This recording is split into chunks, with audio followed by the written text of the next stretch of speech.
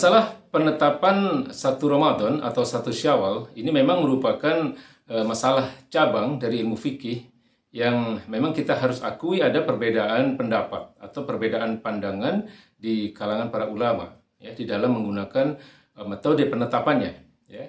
Jadi kalau kita bisa melihat dari beberapa perbedaan pandangan ini, sebenarnya penetapan satu Ramadan ataupun satu Syawal ini hanya bisa kita lihat adanya dua metode. Yang pertama adalah metode hisab dan yang kedua adalah metode ru'yatul hilal.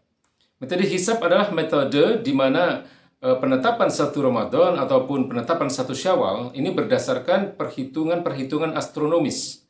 Ya, dikarenakan adanya perkembangan zaman, dikarenakan adanya perkembangan teknologi, kemudian memang ada beberapa ulama yang kemudian memformulakan ya perhitungan-perhitungan sehingga bisa menetapkan berdasarkan perhitungan itu awal bulan Ramadan ataupun awal bulan Syawal.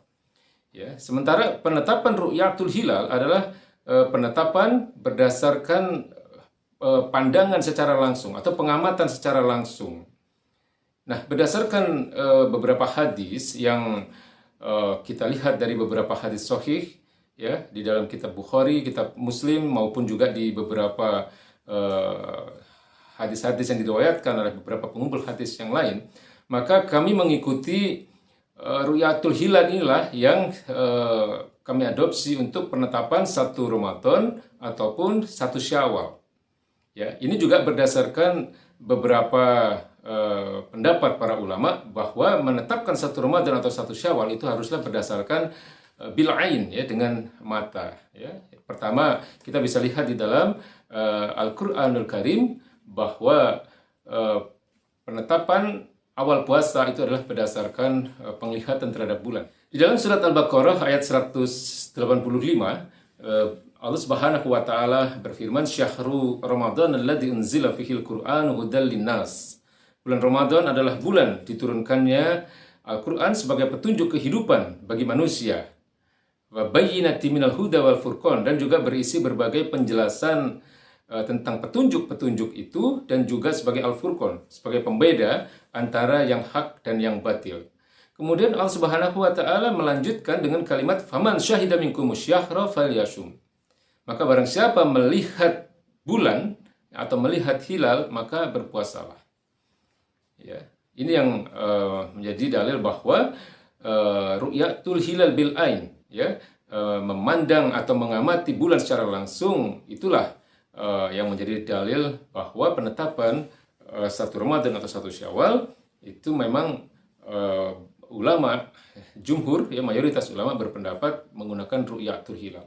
Atau di dalam hadis-hadis sahih ya, baginda Nabi pernah mengatakan sumu li ru'yatihi wa aftiru li ru'yatihi. Berpuasalah kalian karena kalian melihatnya. Maksudnya karena melihat hilal. Wa aftiru li ru'yatihi, dan beridul fitrilah kalian ya, berbukalah kalian karena kalian melihatnya atau melihat hilal. Ya, atau di dalam satu hadis yang lain di mana baginda Nabi bersabda ya, wa idza ra'aitumuhu fasumuhu wa idza ra'aitumuhu fa'aftiru. Ya, jadi jika kalian melihat hilal maka berpuasalah.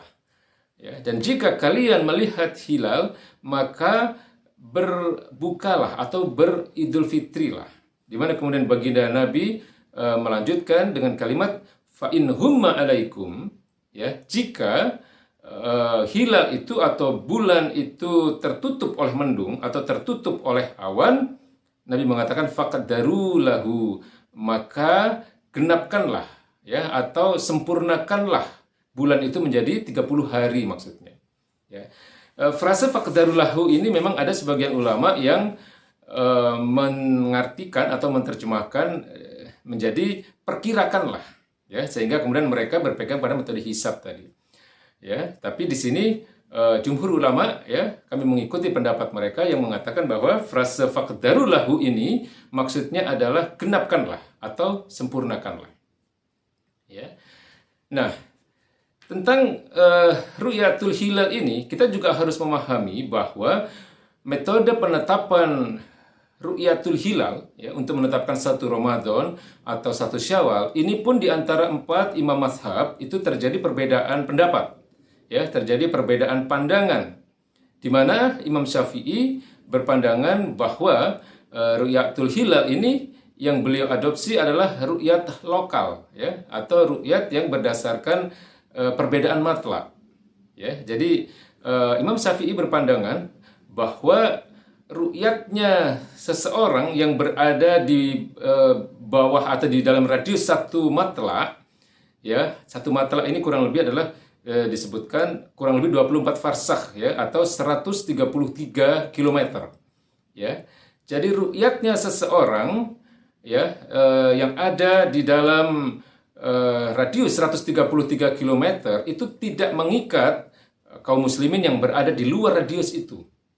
Ya, jadi ini adalah pandangan Imam Syafi'i tentang ru'yat, di mana beliau berpegangan kepada ru'yat lokal yang mempertimbangkan perbedaan matla, di mana satu matla itu kurang lebih adalah 133 km. Ya, jadi intinya adalah bahwa ru'yatnya seseorang di suatu wilayah itu tidak mengikat kaum muslimin yang berada di luar radius 133 km. Ya, jadi ini ru'yat lokal berdasarkan mazhab Imam Syafi'i. Ya, jadi kalau kita lihat seperti ini, maka apa yang dipraktekkan oleh negeri-negeri Muslim hari ini, ya, di mana ru'yat lokal itu berdasarkan batas-batas nasionalisme, ya, atau batas-batas kebangsaan, maka sesungguhnya ru'yat yang seperti inilah yang tidak ada dalilnya. Ya, ru'yat yang berdasarkan sekat-sekat nasionalisme atau ru'yat yang didasarkan atas kesepakatan 1-2 negara saja. Ya, jadi kalau mau mengikuti ru'yat lokal, seharusnya adalah ru'yat lokal yang diadopsi ya, atau yang menjadi pandangan dari Imam Syafi'i, yaitu ru'yat lokal yang mempertimbangkan perbedaan matla, di mana satu matla itu adalah kurang lebih radiusnya adalah 133 km. Jadi ini pendapat Imam Syafi'i. Sementara pendapat ketiga imam mazhab yang lain, yaitu Imam Hanafi, Imam Maliki, dan Imam Hambali, mereka berpendapat bahwa penetapan satu Ramadan atau penetapan satu Syawal itu adalah menggunakan ru'yatul global atau ru'yat global. Ya, apa itu ru'yat global? Ru'yat global adalah ru'yat atau pengamatan secara langsung atas adanya hilal. Ya, ketika seorang muslim di satu negeri itu sudah melihat adanya hilal, maka itu berlaku untuk seluruh kaum muslimin yang ada di berbagai penjuru dunia. Ya. Jadi ini adalah ru'yat global. Nah, di dalam kitab beliau, ya, seorang ulama kontemporer lulusan Universitas Al-Azhar, ya, beliau adalah Profesor Dr. Wahbah Al-Zuhaili.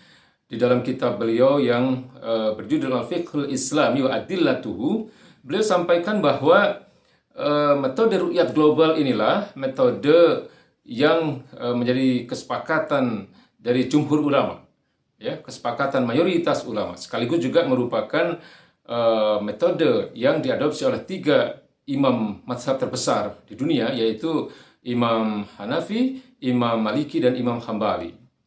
Ya, kita tahu bahwa persoalan ini adalah merupakan persoalan cabang ya dari ilmu fikih, ya, di mana memang memungkinkan terjadinya perbedaan pandangan.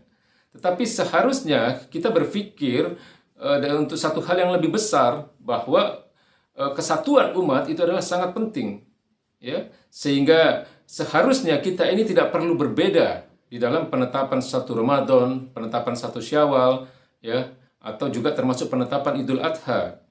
Seharusnya kita bersama-sama, dan kita pernah ada di dalam satu masa ya, selama berabad-abad kita tidak pernah berbeda ya di dalam menetapkan awal Ramadan ataupun awal bulan Syawal ataupun Idul Adha. Ya, kita pernah ada dalam satu masa berabad-abad kita tidak pernah berbeda di dalam mengawali puasa. Kita pernah bersama-sama di dalam meru'yat hilal. Kita pernah berada dalam satu masa di mana kita selalu serentak di dalam melaksanakan Idul Fitri ataupun Idul Adha. Ya, itu adalah masa-masa di mana umat Islam mempunyai sebuah institusi atau sebuah lembaga yang mempersatukan mereka, yaitu yang disebut dengan khilafah Islamiyah. Jadi terakhir yang ingin saya katakan adalah bahwa perbedaan pendapat ini atau perbedaan pandangan di kalangan para ulama ini, ya, dalam kondisi kita hari ini seharusnya tidak menjadikan kita umat Islam ini terpecah belah, ya. Seharusnya tidak menjadikan umat Islam ini semakin memperlebar, ya, jurang perbedaan di tengah-tengah mereka. Kemudian yang kedua, saya ingin mengatakan bahwa ini hanya salah satu, ya, akibat dari ketiadaan sebuah institusi yang mempersatukan umat Islam, ya, yaitu yang kita sebut dengan khilafah tadi, ya. Jadi ini adalah akibat dari ketiadaan seorang Amirul Mukminin, ya. Ini adalah akibat dari ketiadaan seorang khalifah yang bertugas mempersatukan umat Islam, bertugas untuk menjadi pelaksana hukum-hukum syariat, kemudian juga bertanggung jawab terhadap pengembangan dakwah Islam ke seluruh dunia. Ya, dia adalah seorang khalifah yang akan menggantikan tugas-tugas kenabian. Hari ini kita tidak punya. Dan inilah saatnya kita berpikir bahwa betapa pentingnya keberadaan seseorang yang bertugas menggantikan tugas-tugas kenabian tersebut. Ya, karena dialah yang akan menjadi penanggung jawab terhadap kemuliaan agama ini, termasuk bagaimana mengurus seluruh isi dunia ini, ya. Dan juga termasuk menghentikan perbedaan-perbedaan pandangan di tengah-tengah para ulama, ya, karena ada satu kaidah syariah yang berbunyi amrul imam yarfa'ul khilaf fil masail ijtihadiyah, ya. Jadi keputusan seorang imam, maksudnya keputusan seorang khalifah, keputusan seorang Amirul Mukminin itu akan menghentikan perbedaan, ya, akan mengangkat seluruh perselisihan di kalangan para ulama tentang satu persoalan, ya. Karena ketika banyak ijtihad, kemudian seorang khalifah mengambil atau menetapkan ijtihadnya, ya, maka itu harus menyelesaikan perbedaan. Ya, inilah yang kemudian hari ini kita tidak memiliki, ya, seorang yang menjadi pemersatu kaum muslimin.